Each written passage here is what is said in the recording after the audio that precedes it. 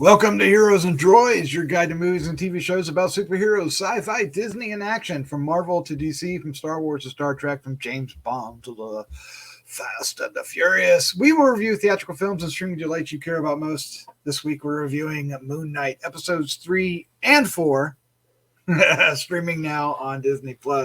I am your host, Doc Rotten. Joining me tonight are the Gru Crew, starting off with the Slattman, Chris Slattery. How you doing, sir? Oh, I'm better than Alexander the Great right now. I can tell you that much. I'll give you that. I'll give you that. That's quite the claim too, by the way. Just to let you know. Also joining us is award-winning filmmaker Christopher G. Moore. What's up? Nice in his Moon Knight shirt. Also joining us is cover artist Chad on. How you doing, Chad? I'm awesome. You are. I've heard that. There's been many people. It's what I've been told. Yeah, that's pretty. On various occasions. Yeah. No. All right, what we're going to do is we're going to review both episodes at once. We fell behind. It's all my fault. I'll take the blame. But these two episodes are perfect to combine as one. They kind of feel, it ends at one point and it begins right after it. So, it's also, without spoiling anything, a very critical turning point for our character in a couple different ways. So it'll be exciting and fun to talk about this. What we're going to do is give our first impressions of both episodes. Then we're going to, that'll be spoiler free, by the way. And then we will dive into discussions, and that will be all kinds of spoilers. We're going to, talk about all kinds of surprises, all kinds of twists and turns. We might even have some Easter eggs and nice little shout outs to other properties and Marvel MCU things. Maybe, I don't know. Christopher G. Moore will bring that to us. And then, of course, we'll wrap things up with our final thoughts, our score. We will score each episode, and we'll give you our favorite scenes. All right, let's look at the card, shall we? Oh, wait. You know what we're going to do? We're going to... This is what you call a train wreck, idea what we're going to do. A train wreck, ladies and gentlemen. No, we hope you enjoy not only this review, but many others we have on the site. And we're going to skip that because we totally screwed the pooch on that. All right, here is Moon Knight. Streaming now on Disney Plus. Season 1, episode 3 began streaming April 13, 2022. It's called The Friendly Type. Season 1, episode 4, April 20th, 2022, called The Tomb. Directed by Justin Benson, Aaron Moorhead, Mohammed Daib. Written by Jeremy Slater, Bill DeMeo, Peter Cameron, Sabir Peraza, and Alexander Miha. Based on characters created by Doug Munch and Don Perlin. Did I pronounce that right, Doug Munch? Mensch. Mensch, not much. Not much do people call him Moench. Rock and roll. All right, the cast includes Oscar Isaac, Ethan Hawke, May Callum Maui. That's screwed up too. F. Murray Abraham, Colonel Hakeem, Lucy Thackeray, Saffron Hacking, Sean Scott, among others. Synopsis for both episodes is: with Marc in the forefront and Harrow ahead, Marc and Layla navigate Cairo for intel. Followed by Marc and Steven must find balance as supernatural threats ahead look to stop them. And there's a nice little wave up the top. Spoilers. All right, what we're going to do now. Kind of a major spoiler there. But a fun one. But out of context, you have no idea what it is. All right, let's dive into our first impressions. And Slattman, sir, you are up first. I think for some people, even with context, they still won't know what that spoiler is. So. That might be true. So this series continues to be amazing. The story is getting very intriguing. I think that they're doing a very good job of kind of progressing the story and growing our characters, all characters played by Oscar Isaac, as well as characters not played by Oscar Isaac. Every major character seems to be getting a good amount of depth, and I think a lot of that is because we've got such a small major cast. It's like 5-6 people at most, right, including the villain. If So you count Oscar Isaac a couple times, yeah. yeah, so and they're it's so hard to talk about both of these episodes together without doing spoilers, because there's parts that I really want to talk about in episode 2 that kind of spoil episode 1, Three, or one, yeah, two, episode 4 that spoil episode 3. Good Lord, it's been a long day. But yeah, yeah, I guess out of context, this probably won't be spoilery, but man, this is the Indiana Jones a series I never knew I wanted. Yeah. And probably one of the most horrifying like group of scenes I've ever seen in an MCU property, and I loved every minute of that. And Nice. yeah, performances are great. The sets are look very good to me. The practical effects are very well done, but my big knock on it, and this is for both episodes, is that the CGI is real shoddy at times. And there are moments that kind of take me out of the show because of the CGI. Granted, that happened more in episode 3 than episode 4. So yeah, well, there's plenty of special effects throughout both episodes. So yeah. yeah, but there's more. There's some in episode 3 that I distinctly remember and can visually see like in my mind that it's like, oh yeah, that was not the best special effects. But in episode 4, I feel like even though they weren't as good as what we'd see on, like, say, a big screen, they blended in a little better, but that might be because a lot of those special effects were in a very dark scene, so it was kind of hard to pick out anyway. So Yep. You're not wrong, sir. You're not wrong. All right, Chad Hunt, sir, you're up next. What is your first impression of Moon Knight episodes 3 and 4? And you're on mute if you didn't know. Not anymore. Not anymore. Well, I missed the first couple of episodes with you guys, but I've been watching the series, and it's a little different from the comics, for one thing, which is I really like the direction they're going with it. I think, I watched some of the first episode where you guys were talking about it's Marvel's Batman, which Moon Knight had all these identities as a means to infiltrate the underworld and crimes and that kind of thing. So when they decided to do the dissociative personality disorder, it gets sort of added a little more depth to the character, especially in the comics around the time Warren Ellis started to do the comics and brought all these other character or these other personality sides into it. So it was good to see the show kind of go forward with that. And I think they've really been doing a good job so far in developing both sides of Mark Spector and Stephen Grant, and who knows if we'll get another personality before it's through.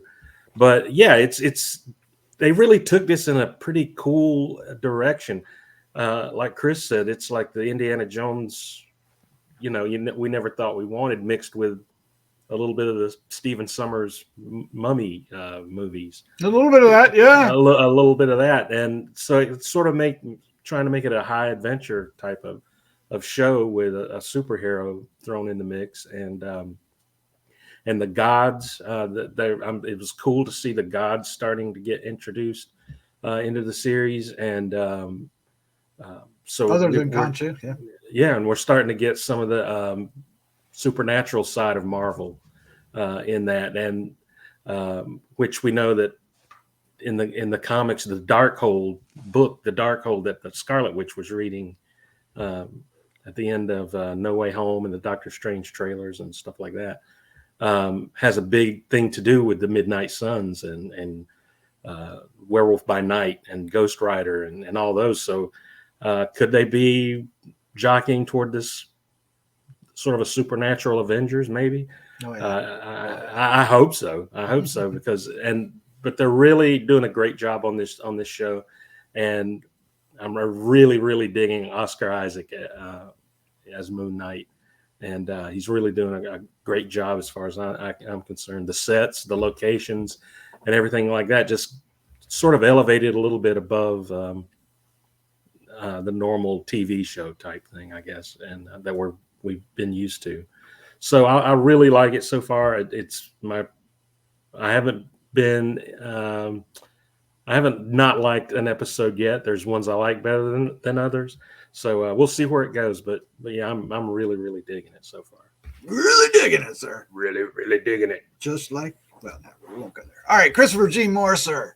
What is your first impression of Moon Knight episodes 3? Yeah, I mean, I'm loving the episodes. I mean, these last 2 episodes I think work really well. I didn't really I wasn't as nitpicky with the special effects as Chris mentioned, other than to me it's very obvious that his cape is not real. So anytime you see people interacting with the cape, it's like, oh, because there's like one part where they're grabbing on the cape, I guess, in episode 3, and it's it does, you can sort of see the shadows are off and stuff, but That's the scene I was mentioning earlier. Is that what you're mentioning? Okay. Nice. Okay. Well, then that's my, I mean, I mentioned that earlier, that I think the first time we saw him in the outfit, I was like, his cape looked fake.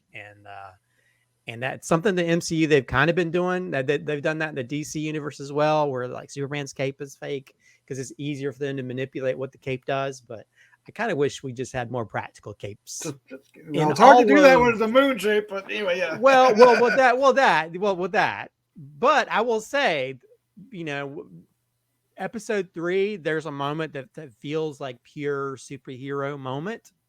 And that's a fight involving Moon Knight that I really loved, regardless of my issues with his cape sometimes. But episode 4 is the best horror film in the MC universe. It has the Indiana Jones thing, but there's moments that it's horrific. It has elements of Jurassic Park. It has elements of horror films. I mean, there's a shot they really ripped from Jurassic Park. And I was like, if anything, it just made me like, ooh, I want to see MCU do some like full on horror stuff, please let this happen. And maybe if people, I know there's a lot of people with differing opinions of this series, but I hope that that's the one thing people pull out of it, like, oh, we really love that. And I hope the MCU sort of like branches out and ventures into the horror stuff. I know we got supposedly a Blade thing coming out, but I'm worried they're just gonna, wash out a lot of the horror aspects.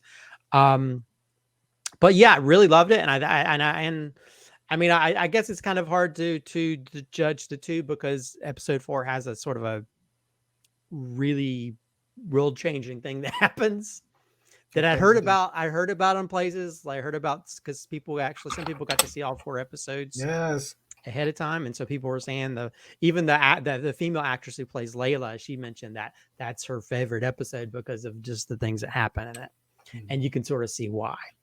But yeah, I mean, I love the 2 episodes, but I think I will say episode 4 is my favorite episode so far in this series. Yeah, I'll just jump ahead and say episode 4 is absolutely my favorite episode of the series.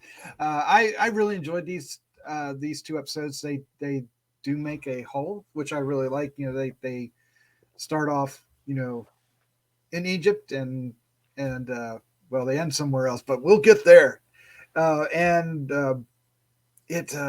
We really get a lot of Moon Knight. We get a little Mr. Knight as well. And we get a lot of interaction between Marc and Steven, which I thought was some of the highlights of it. There's a punch that's hilarious. It's really interesting to watch Oscar Isaac do this role, because he'll switch. He has to switch from one character to the other on camera. And other actors have done that before. We've seen that, but he does it really well, and it's always fascinating to do it. Earlier on, you had to have that weird, like the first episode, they would just drop out and then come back. But here we get to see the actual, physical transformation and vocal transformation. Vocally, it's amazing. But physically, you truly believe these are two different people. They don't even feel like the same physical person, even though they look exactly alike. And there's a little bit of a reason why during the fourth episode, but we'll get to that. I'm digging this, and I guess Chad, you can back me up. I guess Layla is a little bit of a Marlene character, kind of changed a little bit. But it's I never read the Mr. Knight comics. I knew the character because it was all over the place, but I never read those. I need to go on and back and read them. But I'm enjoying this version. I understand it's not necessarily the same version of the character, at least how it behaves. But at the same time, I'm digging it. And Khonshu is so much fun. It's such and I'm hoping we get more of his ilk, and I have a feeling we will. We get hints of a lot of them, and there may be something. And then there's these little mysteries that are kind of dangling in front of us throughout both episodes, and it's really interesting to speculate, which I'm sure we'll get into as we get into the spoilers. So I guess when it comes down to it, I am loving this episode. I've always enjoyed Moon Knight, and I really like you said, Chad, that they're really going into the DID aspects of it, because when he was originally created, it really didn't, even though he had 3 or 4 different not personality and well, it's like when Batman used to use, he had a character that he called Matches Malone, if you remember. Or he would just be different. He was like different characters. Even Matt Murdock did it, right? Matt Murdock played his brother, right? So it was more like that, like he was pretending. But now, but then as the character grew, like you were saying, and I'm repeating it, so it's boring. But anyway, it became like different personalities, and I really like that aspect, and they're doing a great job of it. And I'll shut up. I love these episodes. Let's get out of this aspect of it and get into the spoilers, because there are spoilers aplenty. And even before we do that, Christopher G. Moore, do you have any Easter eggs for us? I got a few, and especially considering we're covering 2 episodes, but I'll start with the ones in episode 3. Of course, we have a scene in episode 3 where the one kid cuts the thing that's holding him above the building. He says, "Praise Amit," which is a nice little correlation to Hail Hydra moment in the episode. Oh, okay. So, yeah, I didn't think about it that way. Yeah. Also, this is probably a weird connection, but it also connects to James Bond. I don't know if you remember a film called The Spy Who Loved Me, but there's a scene where he's holding on to the guy's tie, which actually, I think that scene actually takes place maybe in Egypt or someplace like that. So anyway, that possibly, but considering there's a lot of action references and homages that seem very out there. Well, also, if you pay attention when he's the kid that kills himself, well, earlier, if you get to see the back of his jacket, and the jacket actually has a drawing of what's it, Ramatut? Yes. Which for those of you that know Kang, that was he was a ruler in Egypt known as Ramatut. So there's a connection to that. How that connects, if all, but evidently somebody, I think New Rockstars, they had a connection for the people who were artists on that show, and they confirmed that was meant to be an intentional reference to that. So it wasn't just some random drawing that people like, ooh, like the John F. Kennedy assassination, like, ooh, we can point here and this is that. So it's an obvious connection. As to if that's going to connect in this series, who knows at this point, especially after episode 4. Also, on a sad note, this is the last performance of Gaspard Ulliel. I'm probably not pronouncing that last name right, who played the Anton Mogart, which is AKA Midnight Man, which was actually part of Moon Knight's rogue gallery of sort of bad guys. He was known for like stealing things and just stealing it for the sake of owning them, I guess. And actually, if you see after they have that whole big fight and they leave, the clock in the background is set at midnight when they leave. Also, if you pay attention to the episode 3 at the very end, there's a tribute to Gaspard Ulliel, cool. Which is kind of sad. He was a really well-known actor, I guess from Paris. And now it makes you wonder if you're ever going to see Midnight Man, that character later on, if they have to recast it, or if, or especially if we see Moon Knight again in some other place. Also, Layla's her necklace is a crescent moon necklace, so so it makes sense that she'll be using that as a weapon. When they're walking towards Anton to meet up with Anton Mogart, there's a mention of after Madripoor. I'm sure you two have a lot to talk about. So we get a reference to Madripoor, which we remember we first found that place out in Winter Soldier TV show, and if you remember, Sharon Carter, she actually trades black market art and antiquities. So maybe there's some kind of connection between Layla and that. And so, will we see Sharon Carter in this series? Who knows? It's also one of Wolverine's hangouts. So there you go. Well, yeah, and I think they had like one of the bars actually hung out in was in that previous series as well. Let's see. The lady that forged a passport for Layla, she mentioned her nickname for Layla was Little Scarab, and that she used to hang out with her dad at dig sites. And we talked about earlier Marlene. This Layla character is almost like a variation of Marlene, and in the comics, her dad was killed at a dig site. So there might be definitely. It's kind of interesting how they're changing up some of the background information from the comics. The knife fight on top of the building, it definitely has a little bit of that sort of Indiana Jones, when the Indiana Jones fight, when he's swinging the knives and stuff. So we get a little bit of that. There's a lot of Indiana Jones things, I guess, throughout this series so far, especially when I talk about episode 4. The meaning of the gods was in the Pyramid of Giza, which is a reference to the first episode. Remember when the little girl says nothing ever happens in there? Oh yeah. Maybe it does. So it's I like also the interesting callbacks to previous episodes as well. Let's see.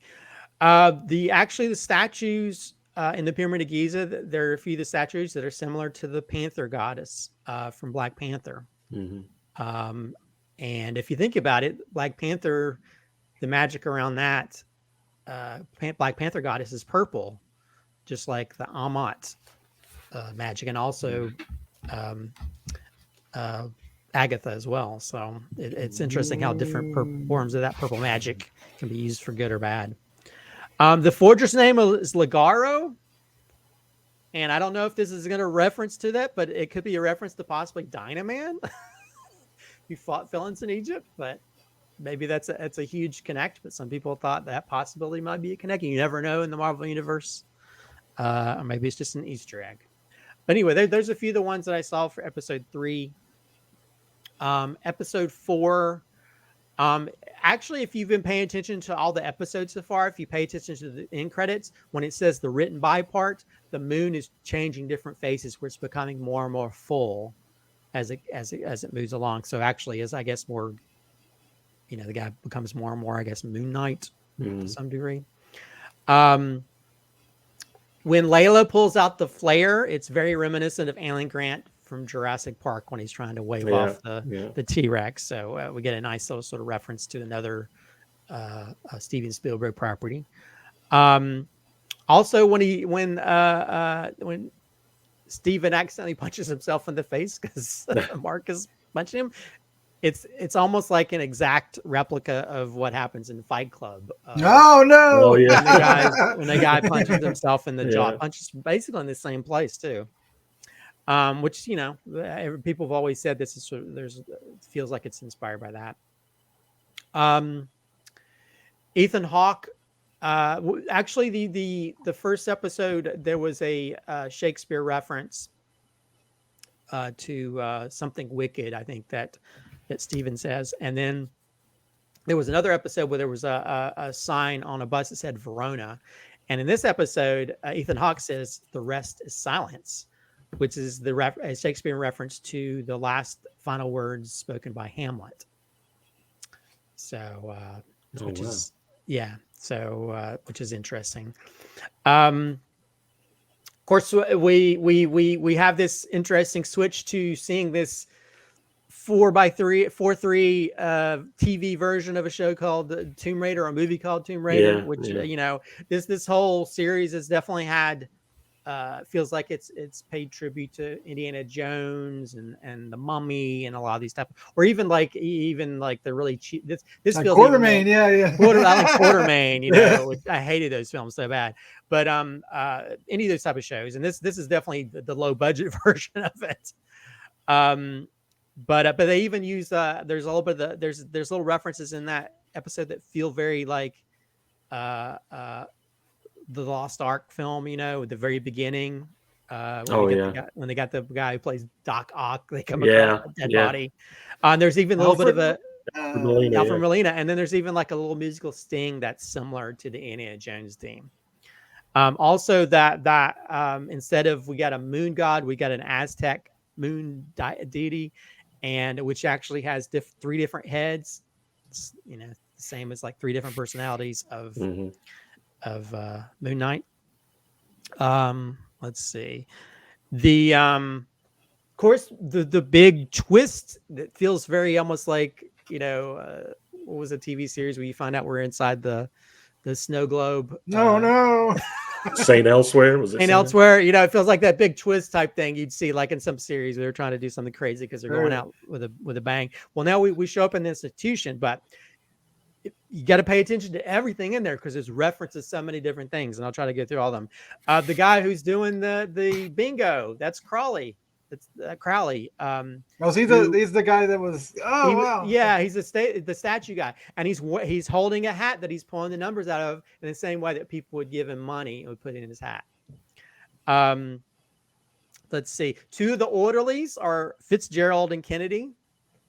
Which actually their actually names are Bobby and Billy, which are actually the names of the orderlies that were in the comic when they're in the hospital. If you remember, there's that one scene in the mummification room, the brightly colored powders. Mm-hmm. They're the same colors as the Jell-O and the different containers. The manager from the gift shop is one of the patients, and she's clutching the same stuffed animal scarab that they were selling in the shop that she was actually messing with. There's a cupcake cart, which ties into the cupcake van from the very first episode. There's the woman who's forging the passport. She's drawing a sketch of a hummingbird with a conchu head, which is actually a reference. Remember, there was that little videos playing in the commune of the hummingbird footage. Layla's posting pictures, which is reference to the postcards. Remember that from that where Steven's like posting the little postcards that he supposedly gets from his mom. Yeah. There's where's when he's looking at his reflection in that reflective piece of glass. There's a goldfish bowl on a stack of books, which is a reference to his fish goldfish, which I didn't realize until now. Gus is short for sarcophagus. Oh man! I didn't realize that until recently, where I heard, and I don't know if I heard somebody say that or if I just thought about it because I saw like these videos were talking about like sarcophagus. I was like, Gus, sarcophagus. Layla snacks on a Turkish delight like she did in episode 3. If you pay attention to Layla's bandage on her pinky finger, it's a drawing of a scarlet scarab.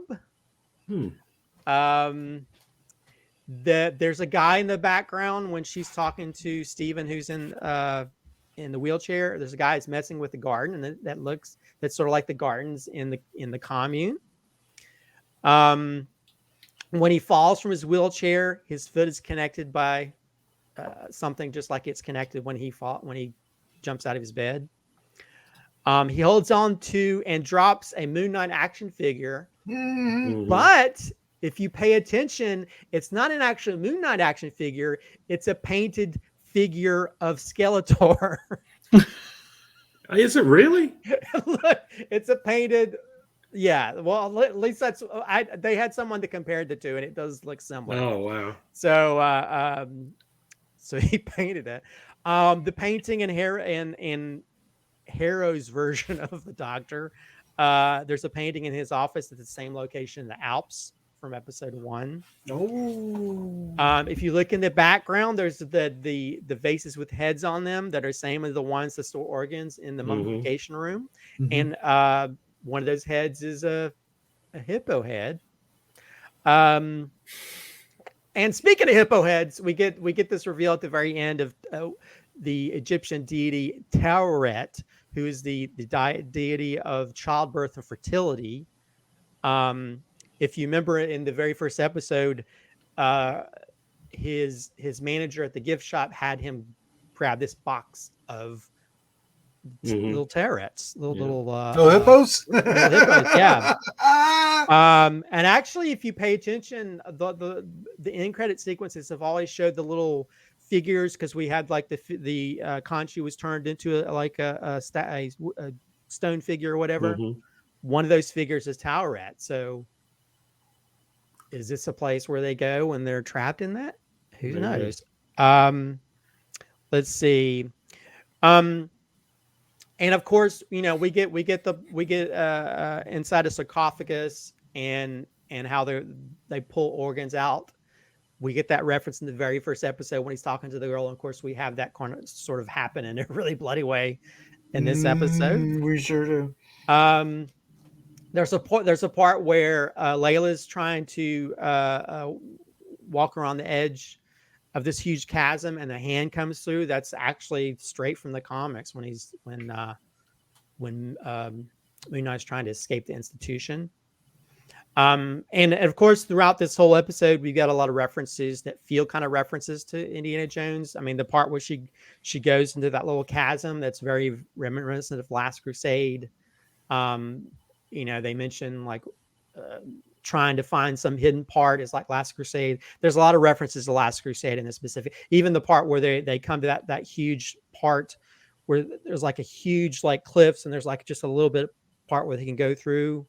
That's the very same location from Last Crusade. So anyway, I don't know. There's a few others you notice, but that's a good bit of the ones that can. Supposedly the bingo card, the numbers relate to different issues of comics from different versions of Moon Knight.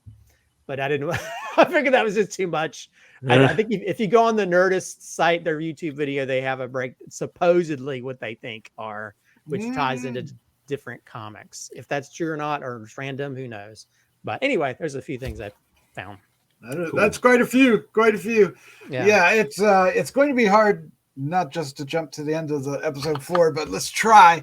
All right, so the third episode is primarily trying to find the location of Omnit's tomb, which Harrow already has done using the little floating scarab, but he's also trying to prevent Moon Knight and Layla from finding it as well, which leads to our little battle when they find a sarcophagus. Because there's, in these 2 episodes, there's 3-4 sarcophagi that we see, right?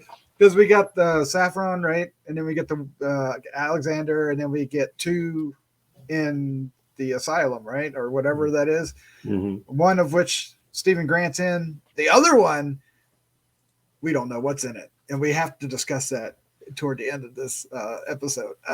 We got to figure out who's in that. Oh, that's obvious. Well, we'll get there. We'll get there. I don't know if it's obvious, but it's awesome.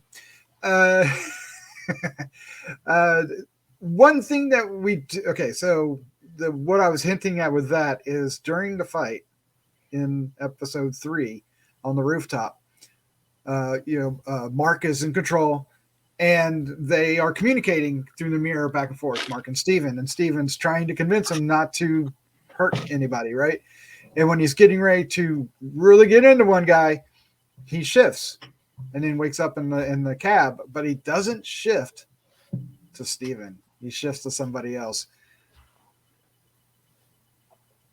What could have happened, right?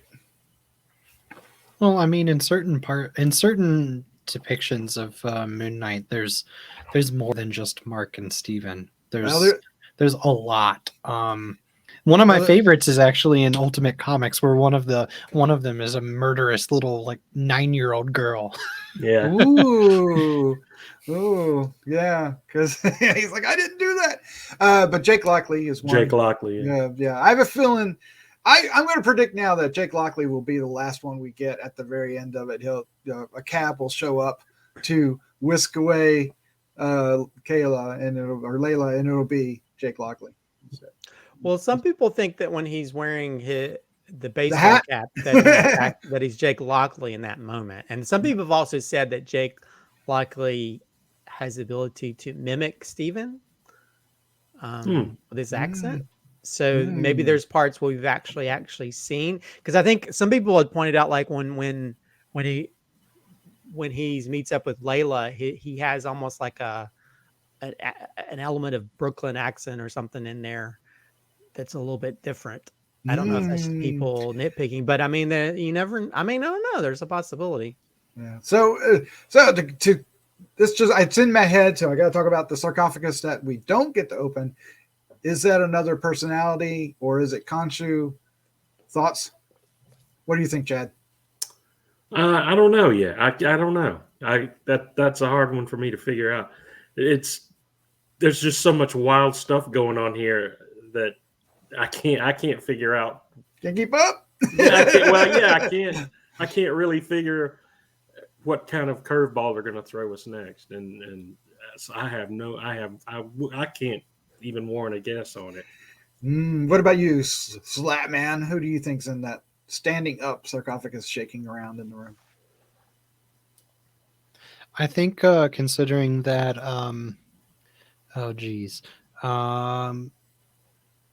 Terret, did I pronounce that right?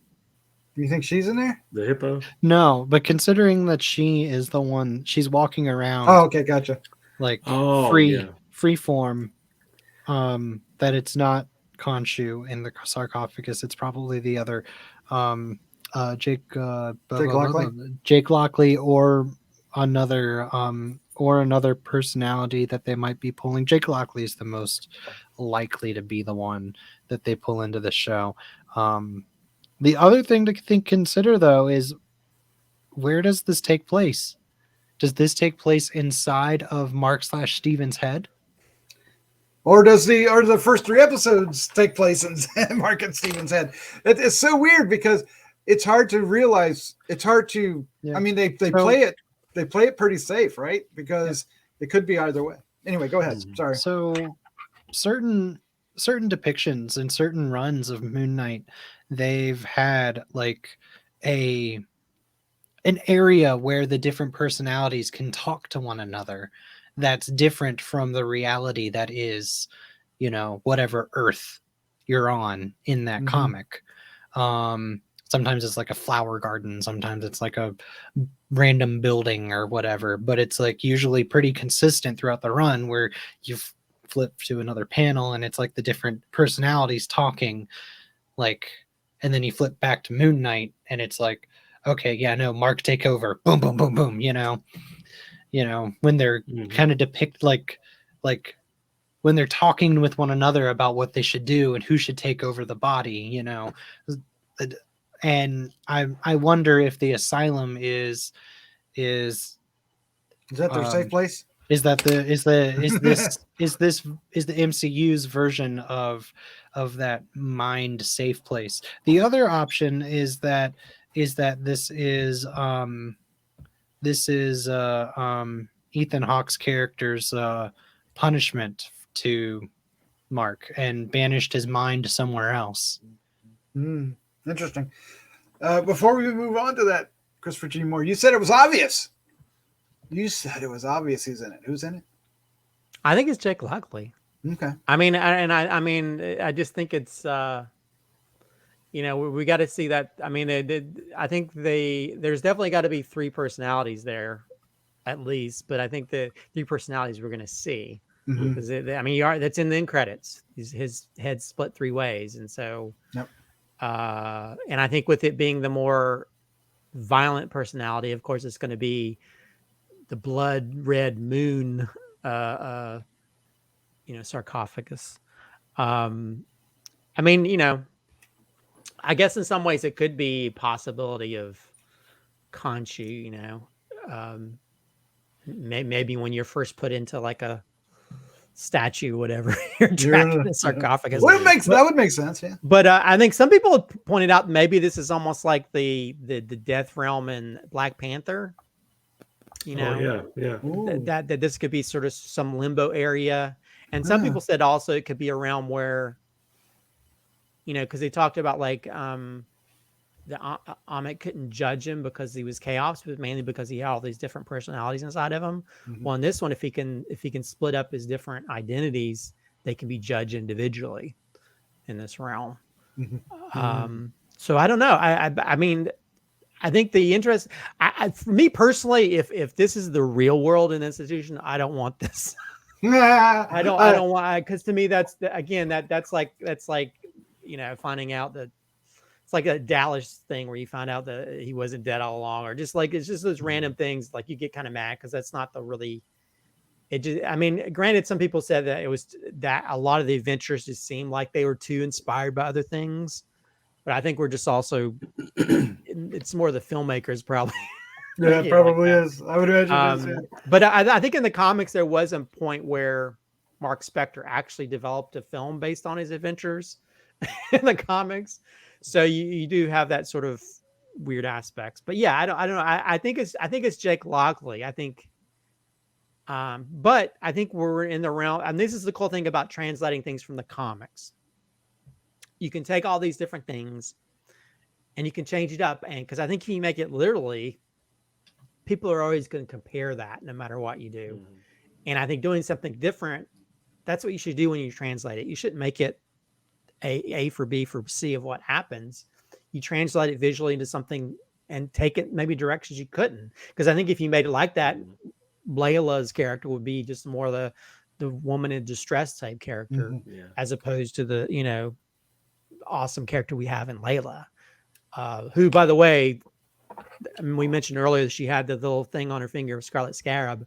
That's actually a character in the comics that I guess was that some people think she might turn out to be that character. So, well, I was thinking that there was something to it when she took the things off and used them.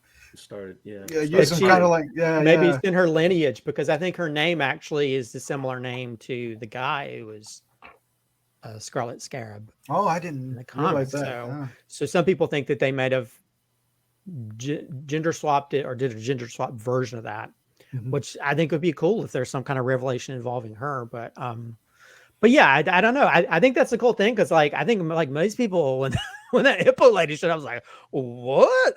Yeah. Yes. But also it was kind of cool because it was like a funny scare moment. She's like, hi. Yeah. Oh my god. Okay, so that scene was the entire scene going down that hallway, another hallway scene, but less violent, was incredibly fun. Seeing Marc and Steven together, it was, and acting so different, just body language and everything, and the screams themselves. I think you could obviously see that one of them is his brother, because his brother is, the body double throughout, and they just CGI'd or deep faked the face, which I imagine would be probably very easy to do for him, right? Well, I think when we have the end scene, I'm assuming that's a split screen. Well, it could be, yeah. Or They're very separate from each other, so it's easy to do that. Yeah. The only thing that makes me wonder is the body is slightly different. Steven's body is not as muscular.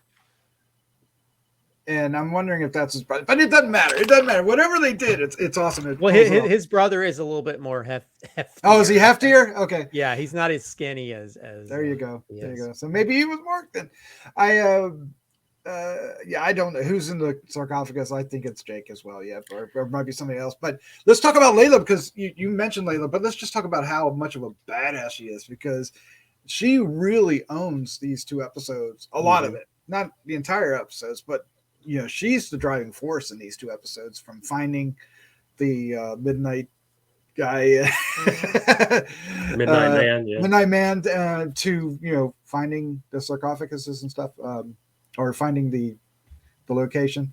I'm really glad that they didn't make her the damsel in distress, and they did make her a badass. I think that works really well. I'm glad you mentioned especially that. In the 4th episode. Can we talk about the 4th episode? Yes, we have been. Yeah.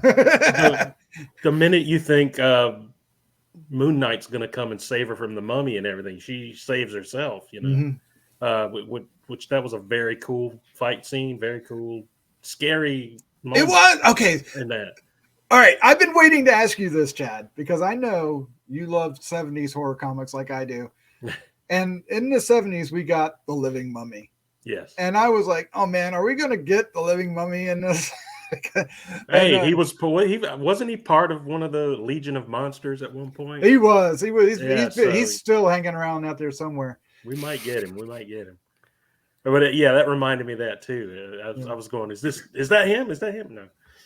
But very cool scene, very cool fight scene, very juicy sound effects.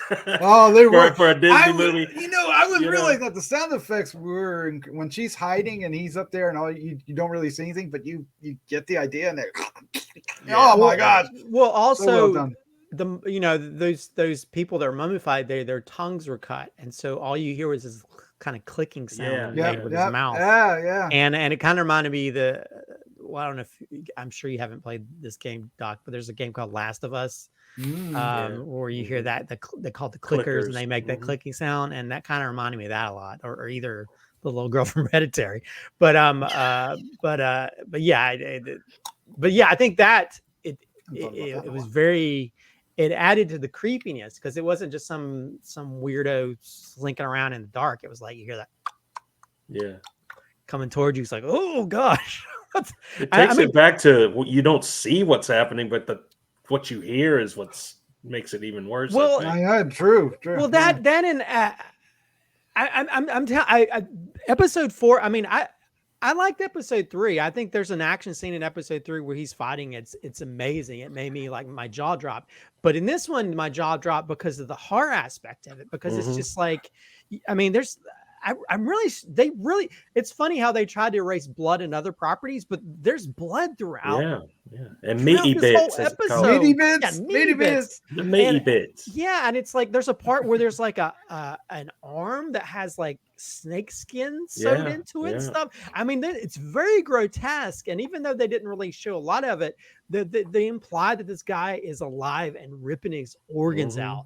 And I was like, am I seeing this and dropping them into the jars? Property? Yeah. We haven't seen that yet in any Disney show. And I'm like, please show me more of this. Let me direct it. But please show me more horror in the MCU, or let me direct it. I mean, please. I mean, I was like, it made me very excited, because I want to see more of this. I want Marvel, and this is on Disney Plus too. I was like, thank God they added the parental mature control type stuff now, because I want to see more of this stuff. I want to see some R-rated stuff if they can allow it. But I mean, please do. But yeah, I was really shocked. But I mean, I was feeling for her character, because like, oh crap, how is she going to get out of this? And she was such a badass character, and how she fought back and dealt with that kind of stuff. Also, can we also continue to say props for Ethan Hawke? Yes, he is. He is the most effective villain ever in the MCU, because of he talks in this it's antagonizing, but it's never yelly. It's never like, I mean, it's always low volume. Yeah. Oh, and it's like that soothing voice like people would use in like hypnosis audio or sleep audios that you listen soothing to. yet threatening. Yeah, and it's like, oh, he's so creepy. And it's what he says has so much more impact because of it too. Specifically, like the line that he says, like, "I can't save you if you can't save yourself." It's just like, well, that and he manipulates Layla, calls her by her nickname, Little Scarab. Mm-hmm. You know, he's almost like the Hannibal Lecter of the MCU. Mm-hmm. He's effing with your mind. You know, he's like, oh, I'm okay because I'm talking to you in a soothing voice, but right now you're gonna die. You know?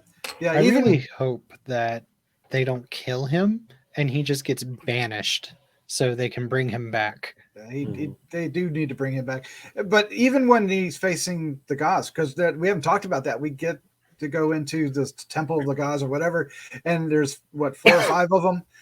You know, we see the avatars is all we get to see here. I think we get to see a real one at the very end of the show, but in episode 4. But in here we get, and even when he shows up there to talk to him, because they have this like little trial thing, when he's going after Mark Spector and Khonshu, he does the same thing with them, and he's just it's manipulating, almost charismatic, right?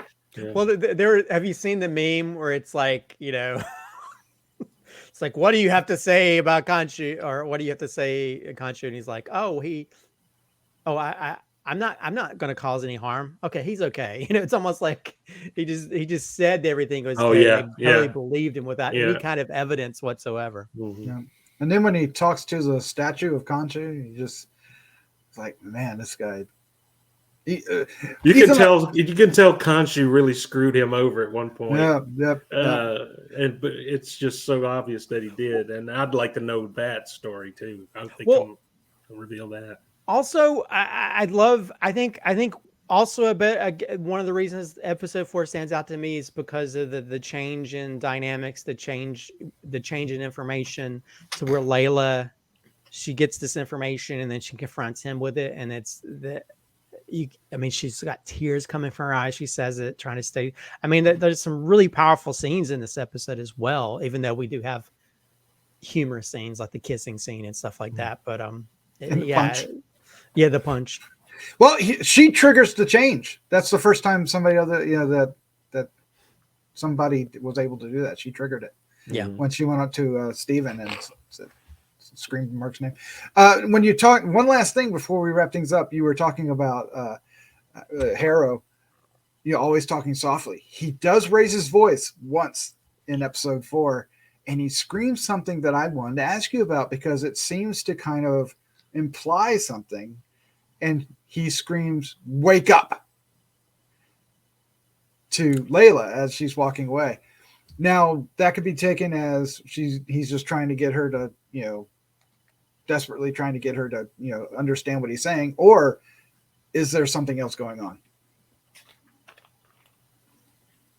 Well, you get the feeling something else is going on. That's, Benson and Moorhead, they're famous for mental screw jobs. Oh yeah, they do a great, and they're doing a great job here. The scene when she's running to the van, to their truck when the guys are after him. Mm-hmm. He follows her, and then they follow her right into the truck. It's really well done stuff. Well, I feel like too that something weird is going on, where there's like when they're in the asylum part, you sort of get the feeling, well, we've seen this type of thing before, where a person just dreamed all this and all that stuff, but at the same time, you're literally wondering if that's what's really happening or not, where most of the times you can kind of figure it out. But here, and maybe it had something to do with the hippo god at the end coming through, that made that this was some kind of, like we mentioned before, it's sort of a limbo, because he was killed. He got killed and shot, and as far as I know, he heals very quickly. So this is with someplace the suit. The suit heals him. He doesn't. Suit, Yeah, he does. the, Okay. Yeah, the suit heals him because he had those things stuck through him, and he healed back from that. Yeah, true. But the only thing that so it's really interesting that we get Steven and Marc together, but they both confirmed what's the last thing you remember, and Harrow shot me. So he goes, yeah, they all I like that. So yeah. All right, well, we could keep talking for hours. Honestly, this is a hugely entertaining series. We have 2 episodes left. But for tonight, we need to wrap up our final thoughts on episodes 3 and 4 and give our scores for each. And then you can give your favorite scene for each. Slattman, sir, you are up first. So I think that one of these episodes is good, not great. And the other episode is the best in the series. And based on how much we've talked this tonight, I think it's pretty obvious which one is which. That being said, I don't think that episode 3 is bad per se, but I do think it's the weakest episode in the series so far, in my opinion. But it's still entertaining. It's still great. It's still got some great set pieces in very entertaining action scenes, and the acting and the deep dive into our main core okay, now 7 characters if we're throwing in another Oscar Isaac.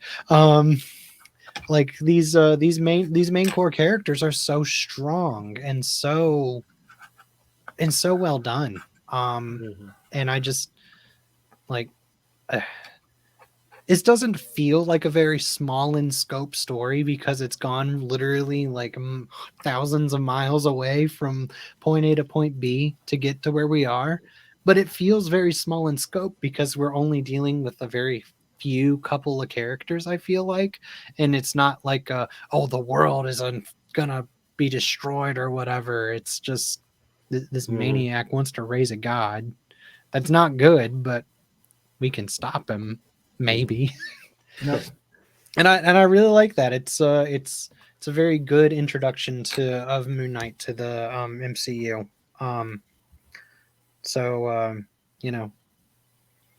Acting great, writing great, CGI could use a little bit of work, choreography, set design great.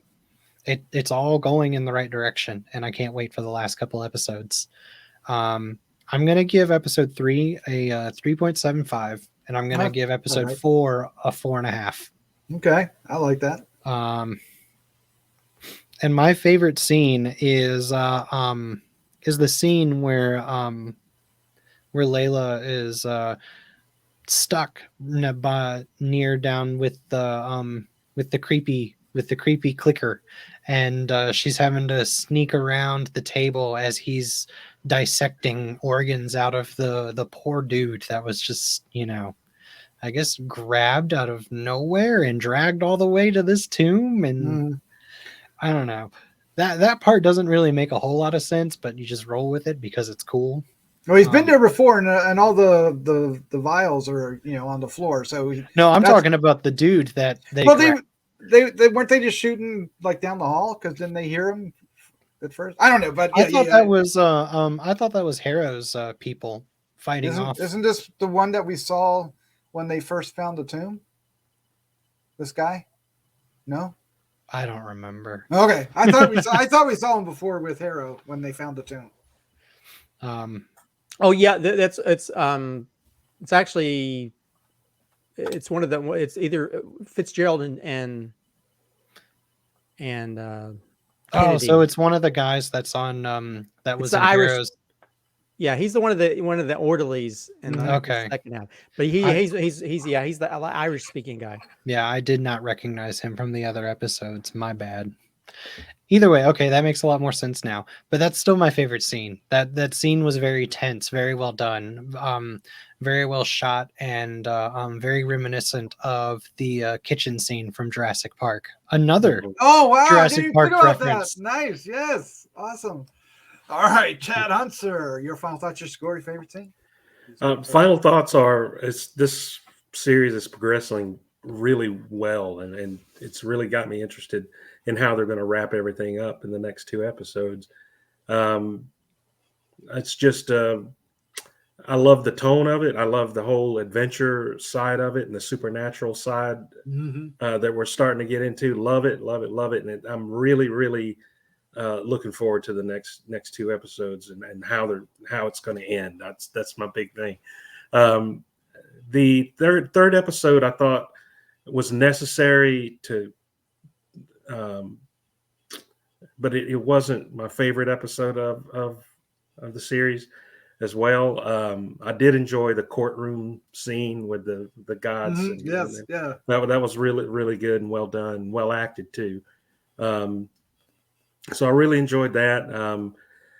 I would have to give that episode 3 same as Chris, maybe a 3.75. And the 4th episode, I would give that a 4.5 as well.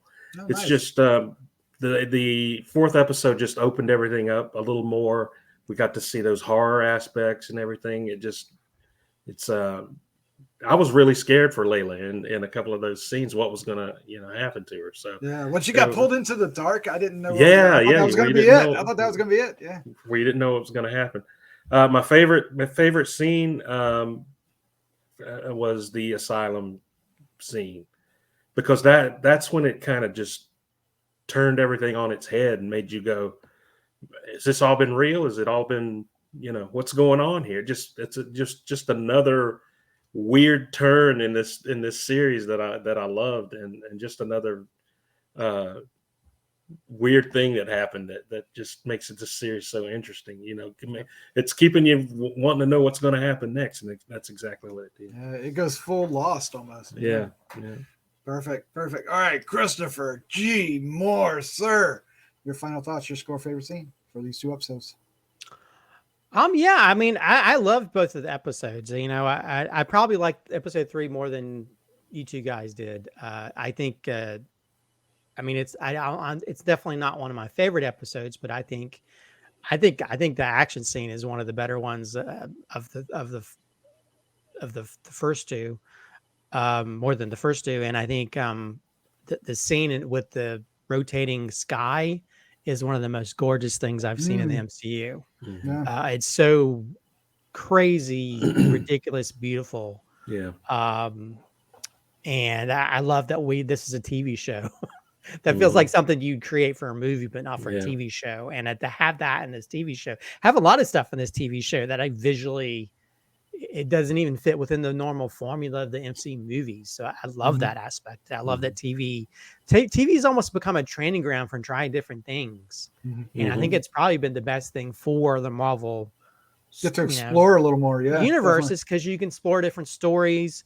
You don't necessarily have to be, okay, we have to follow the normal formula for all the action films. So if anything, I hope this sort of opens up the world for if maybe we'll get movies that they try something different with. Yeah. But yeah, I think and of course, episode 4, the horror aspect of it just had me grinning from ear to ear. Because I really want Marvel to sort of venture more into horror type stuff and not feel like everything has to be sort of the same type of thing. Where, I mean, that's, because there's a lot of people who've stepped away from Marvel properties because the filmmakers had a different idea of where they wanted to take it, So yeah, I love, but I mean, I'll say that I'll give episode 3 a 4.25. Nice. I've given the first 2 episodes 4s. I give it a 4.25 because I think there's elements of it that made it stick up a little bit more than the other 2. Because I thought that I thought the fight was amazing, and when he jumps up in his crescent cape and when he like covers her and everybody shoots him and he shoots out all these things at him. I mean, to me, that was the best. That's the most superhero thing I've seen. The only thing that was goofy was when he ran through the fence. I was like, what the? Well, yeah. But and then also you have that you realize why it's stupid to have a cape as a superhero, because we just grab onto it, even if it's a fake CGI cape. But yeah, and I'll give episode 4.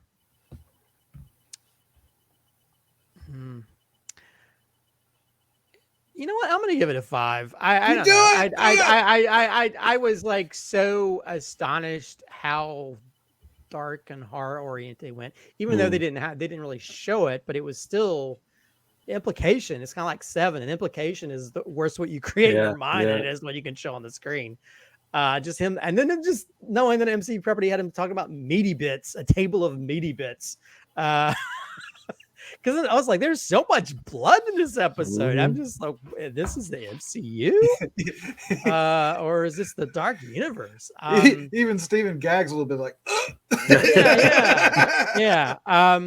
And I'll say that if I had to pick 2 different scenes from each episode, I'll say episode 3, normally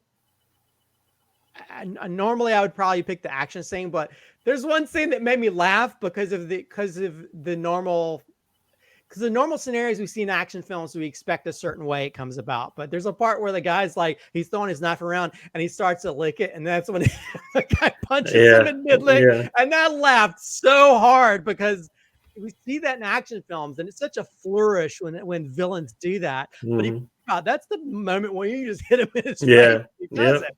And I was like, that's perfection. That's almost felt very meta, to where it's like, no, I'm not gonna let you do that certain thing we see villains do in action films. How dare you?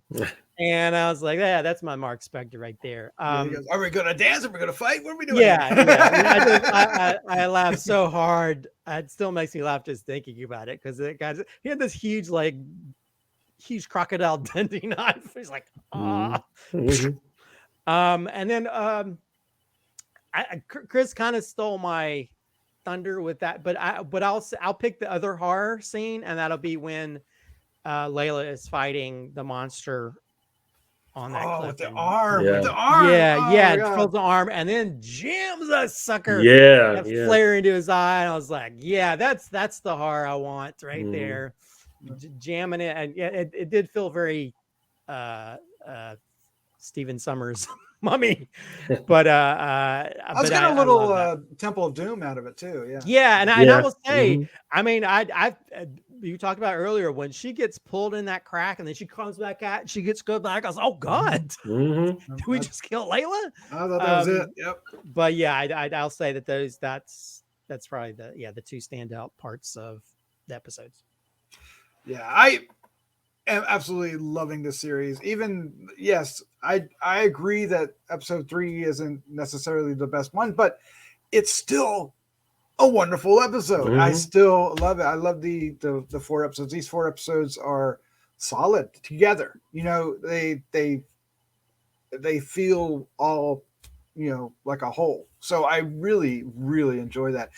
And Chad, you know, we've been comic book fans for ages. Did you ever think we'd see a live action Moon Knight on TV? Are you kidding? Like this, right?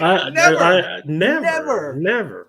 Much less than any other stuff we've seen in the last 10 years or stuff. But even after seeing some of that stuff, you know, Moon Knight and Werewolf by Night. So great, so great. I'm still championing. I want a Tomb of Dracula show. They need to go for a Tomb of Dracula show. That series was a huge run with the 2 with it was Gene Colan. Who was the writer again? Gene Colan. I think it was Len. Was it Len Wein? No. I forget who the writer was, but I can't either now. But they were together for the entire 100 issues. But anyway, I digress. Moon Knight is totally my jam. I'm really loving it. It's really getting into the supernatural and the scary parts, and the gods are being realized in an interesting way. And I wonder how or if ever they'll relate to the Norse gods, or we're going to get the Greek gods here soon, or the Eternals, which are kind of the Greek gods too. But we get to see for those who don't know, the Thor trailer dropped, Thor: Love and Thunder, and in there we get a quick shot of Zeus. Yes.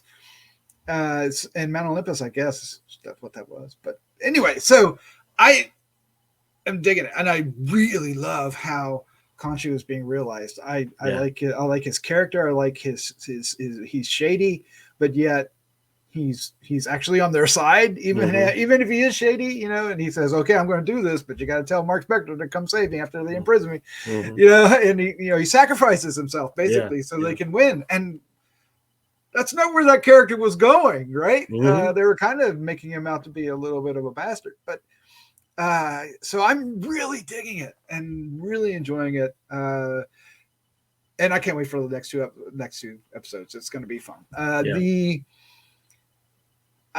going to go 4 on episode 3, and I'm going to go 4.75 on episode 4. I'm tempted to do a 5.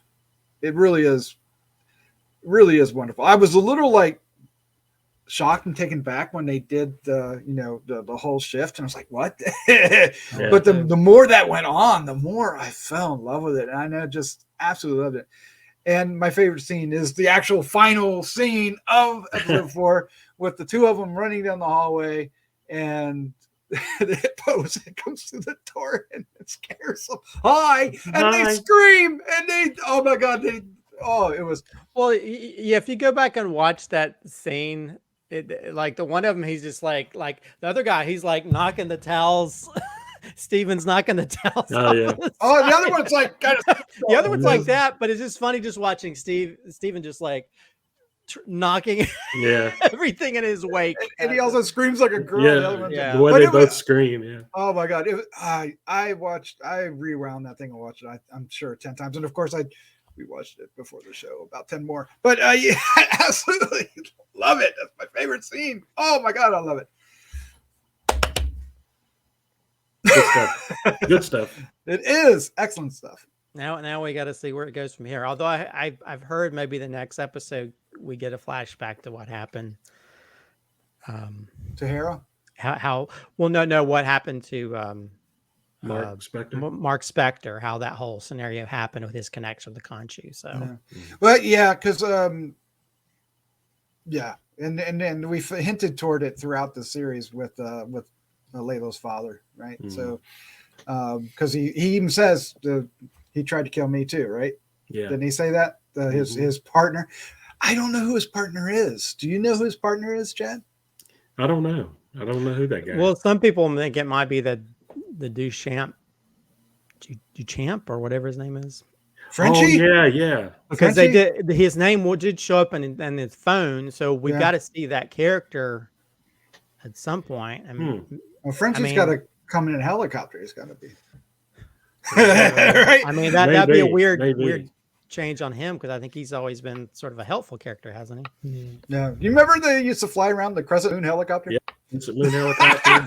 He was sort of Alfred to Marc Spector's Batman. Well, a little bit, yeah. Well, from what I heard in the comment, is he called Bushwhacker or Bushwhacker? No, Bushmaster. That's somebody else, right? That's somebody else. Supposedly that's somebody else. Well, supposedly Bushmaster is the whole thing in the comics that ended up killing all of them and caused the whole thing to happen. So, I mean, bring him into it. That'd be cool. Would y'all be disappointed if this is just an MCU-ism instead of something from the comics and something original? No, I wouldn't be upset. Because I'm heavily leaning towards that. I'm all for changing a character to whatever your story is. I wouldn't be from the comics. I mean, I don't have a problem with.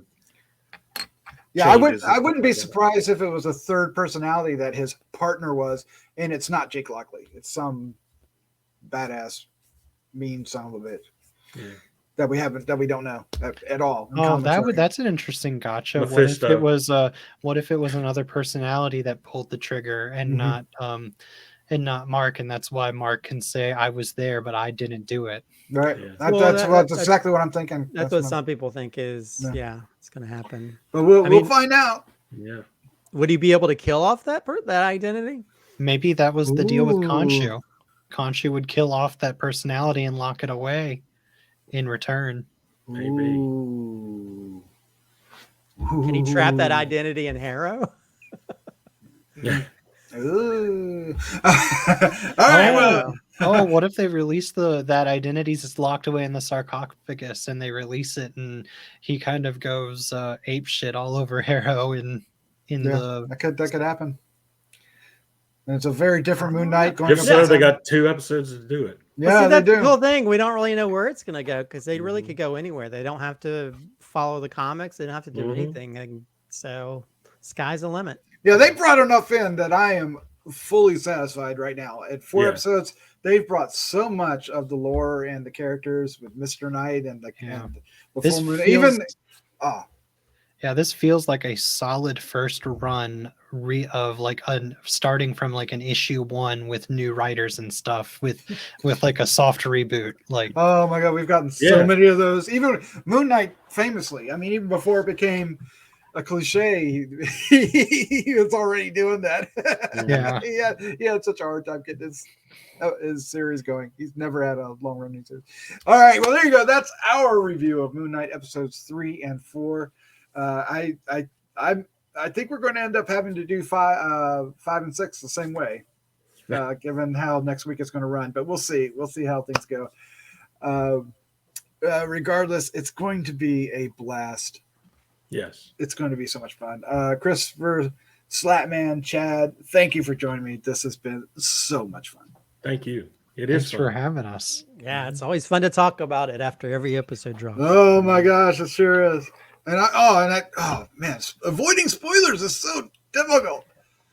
All right. Yeah, I have to keep a leash on myself during that part of the show because I'm like, I want to tell everything. Yeah, there's about 12 hours I can't read anything on the internet until I get a chance to watch it. All right, guys. With that, let's say good night. Good night. Good night. Good night.